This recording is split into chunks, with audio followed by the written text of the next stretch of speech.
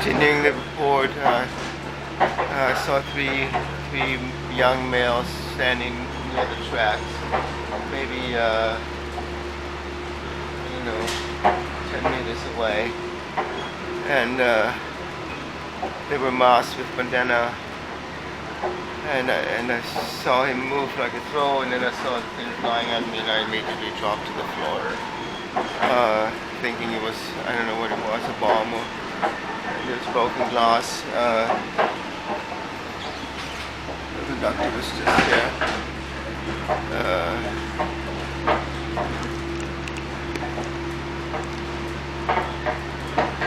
Okay, so